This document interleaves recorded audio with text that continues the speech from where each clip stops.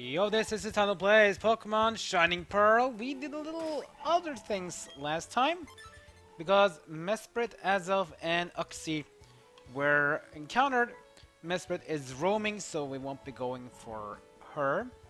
Well, Uxie and Azelf, though, they have been fought and captured, and they are now in our Pokédex, as well in our Pokemon PC. So let's go.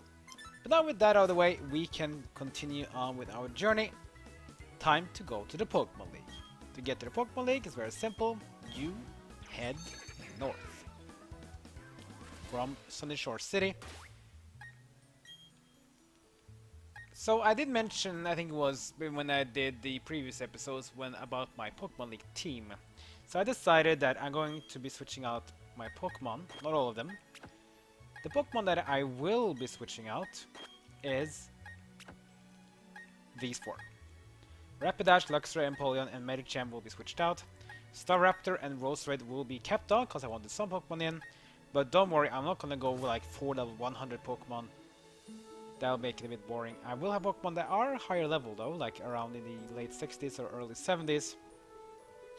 It's just more about I want to do it in one go without having to grind too much, because it is very grindy. I mean, I don't think how many times I mentioned it, but the level difference between Sunyshore Gym Leader Volkner and the champion of the Pokemon League is very, very high. I mean, the highest level Pokemon Volkner was 49 in Luxray. The highest level Pokemon of the champion is 66. That is a 17 level difference. And it's not really that big of a gap in terms of time from when you beat Volkner till you fight the champion in the Pokemon League. And this is, I feel, is one of the biggest issues with Gen 4 and also the Gen 4 remake. It's just too high level. I wish the Pokemon League had much lower levels. I would have made it so that the Elite Four, first Elite Four would be like 50 to 52, or 50 to 53 maybe.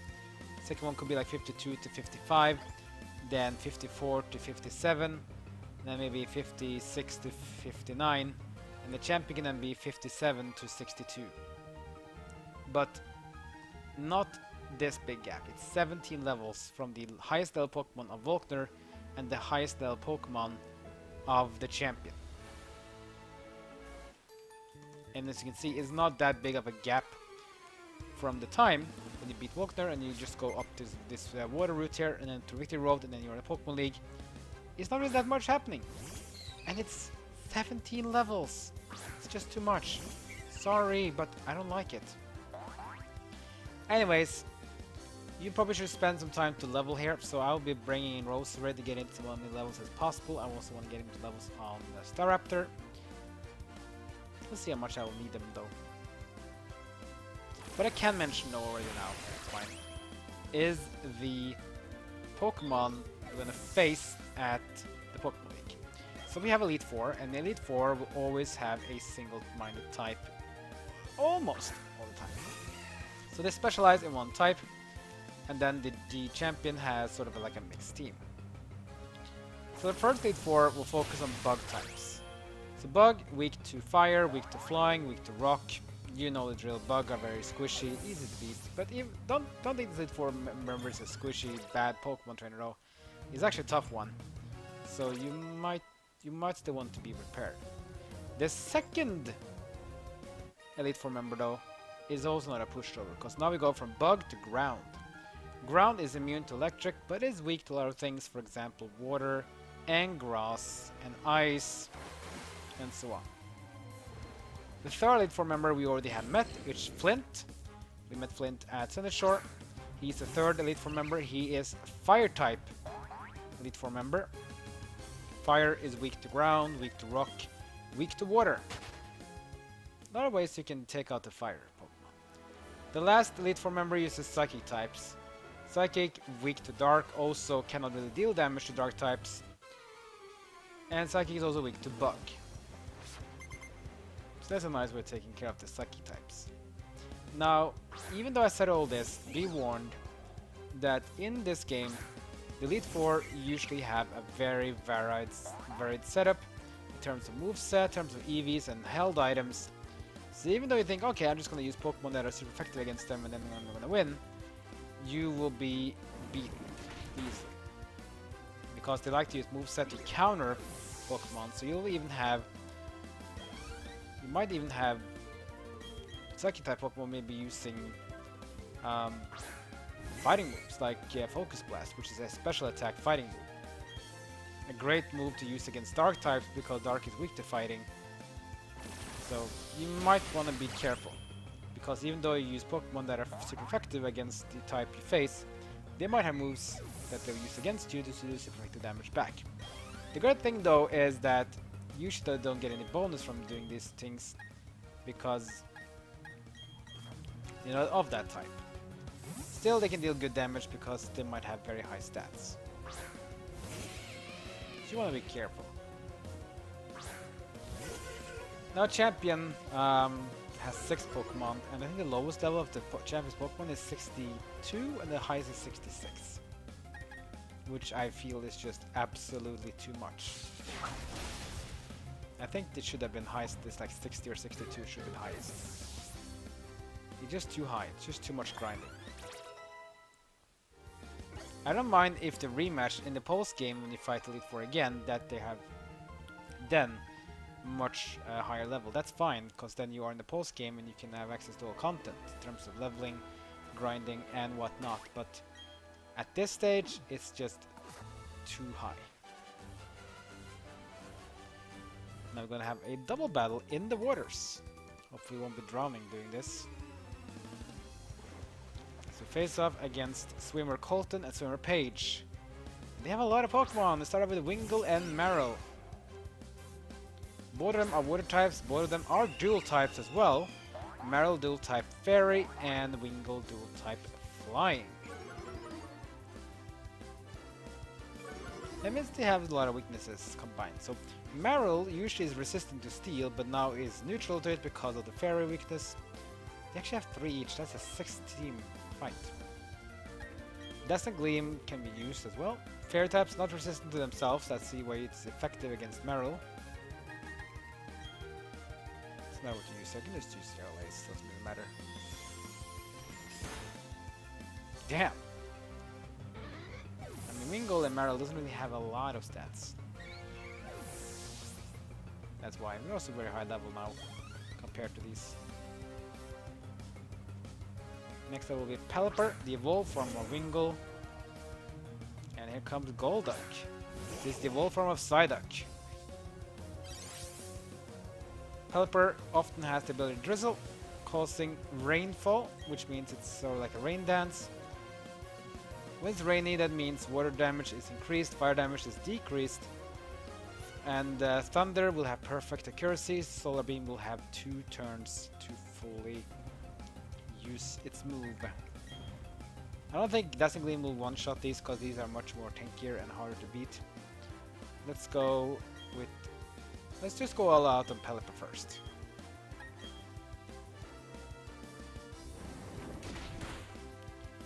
That Bumble do damage, critical hit. That's gonna be a 1-hit KO on the Pelipper.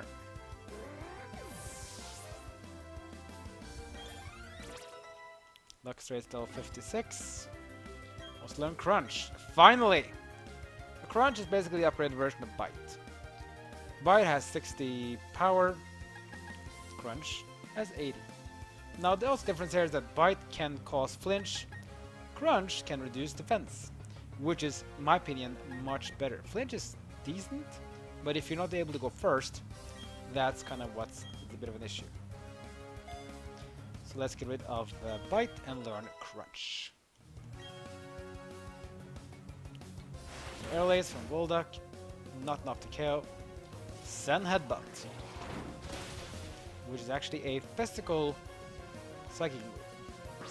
It's effective against the Roserade because it is weak to Psychic. Oh, hello, Quagsire.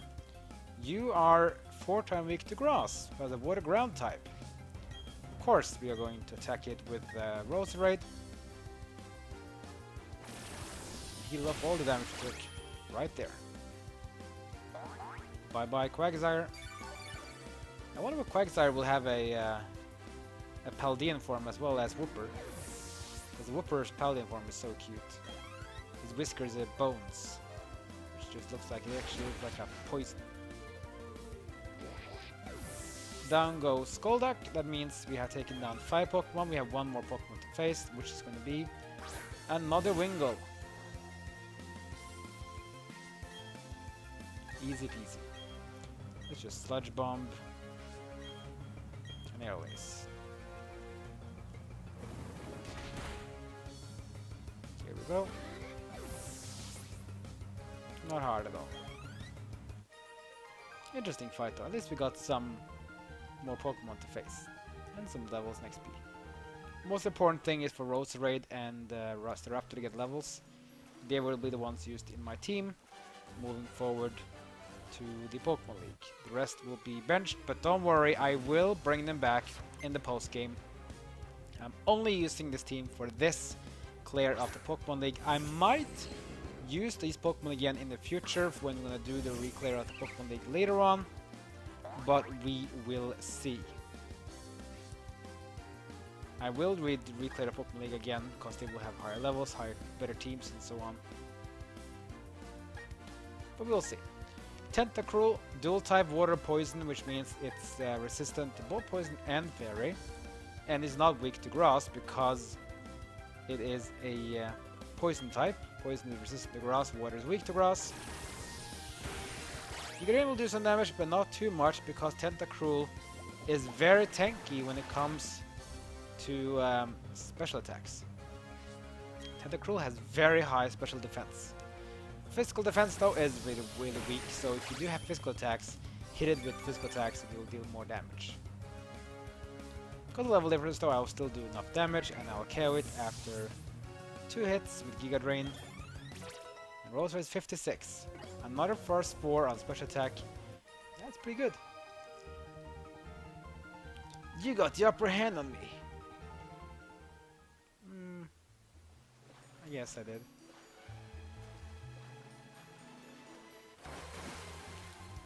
More water Pokemon comes in. It's a Tentacruel.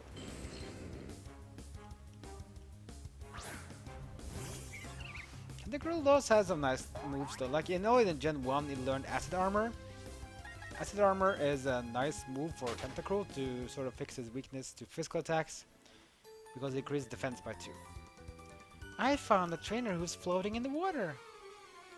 Oh really? I didn't know. Swimmer Crystal. And she has Wingull.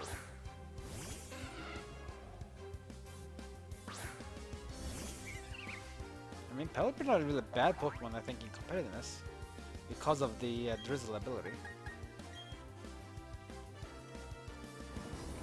Let's use Sludge Bomb. This Wingull goes down a single hit. Not much to expect. I'm sorry, Wingull. Seeking is next. Seeking the evolved form of Goldeen, pure water type.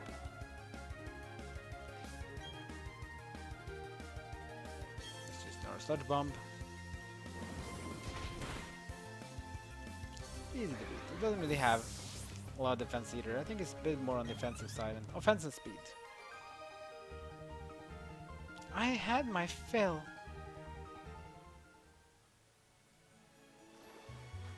Yes. A Satyr as well. What are you doing here? I came out here because I want to see the Pokemon League for myself. Yeah, but now you're stuck in the water or what? Let's see what he has though. He has 3 Pokemon. Sailor, Zacharia, or Zacharia. He has a Pelipper.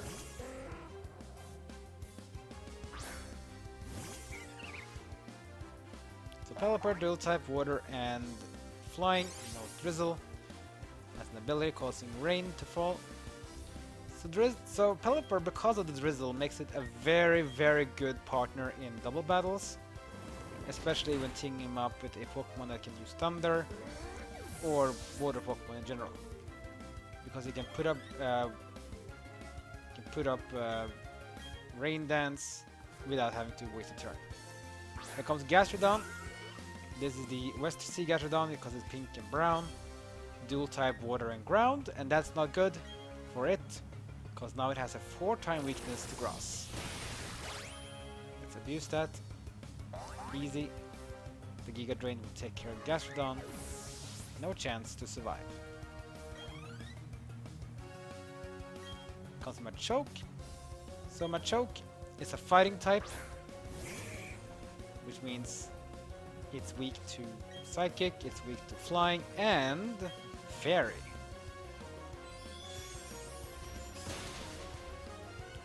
Even though I'm not a Fairy type on Roserade, the damage is enough to 1-hit KO it because of the very high special attack on Roserade. And that's the victory. I'm shocked. No, really, I am.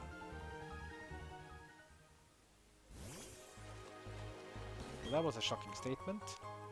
We get a Pearl. Pearl you can sell to the shop for increased money. And there might be, I'm not sure if in this game, but sometimes there are some characters in the world which are open to purchase these special items for even more money than the shops. My favorite kind of guy is someone that looks good out on the open sea.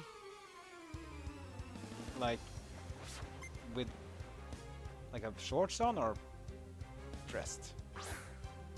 Ah, weird question. Golduck. Water Pokemon. Weak to grass. Yeah, it's Cloud9, which is kind of funny because Pelipper causes rain, while Golduck with Cloud9 eliminates weather effects, which means the rain dance effect from Drizzle from Pelipper will be completely gone. So yeah, Golduck and Pelipper together are not a good combination. One brings weather, the other one removes it. But it can be good with Cloud9 though. In case you're using a Pokemon that keeps up Sunny Day all the time, you just bring in Cloud9 and that weather effect is gone. The tide is going out. Is it?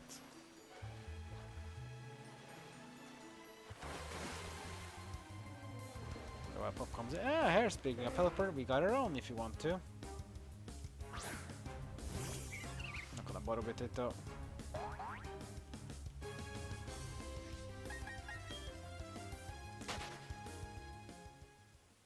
Let's just continue. Here's the Waterfall to the Pokémon League. You can't get across here unless you use Waterfall. Regular games, you probably have to use TM99 or TM99 to use Waterfall. You still learn it though. It's not a bad move. It's 80 power, slightly worse than Surf, who has 90 power, but it's a physical attack, so it's better for physical attackers. And Pollen though is a special attacker, so it's better to use Surf. But because in this game A-Gems are put into the app, you can just use Waterfall, and Bibarel will come in, or the Bibarel that we're using out now. And there we go. We have gone across the water. Here's Victory Road. This is the final place to go. There's a lot of trainers in here. There's a lot of wild Pokemon which are pretty high level, in the mid-40s.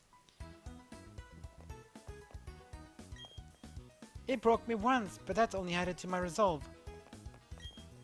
Victory Road lives up to a lofty name. Yeah, we'll see. Good thing though with this Pokemon Center here means that we can fly here whenever we want to. You don't need to go to Sunyshore and then go through the water area to get here again, which is nice. Anyway, that will be at the end of this episode. Next episode we are going to traverse into the Victory Road and see what Victory Road has to offer us, and to see what we can find and who we will challenge in the Victory Road as our final preparations for the Pokemon League. Like, comment, and subscribe. Follow me on social media. And that's it for now. See you guys next time. It's my journey in Pokemon Shining Pearl.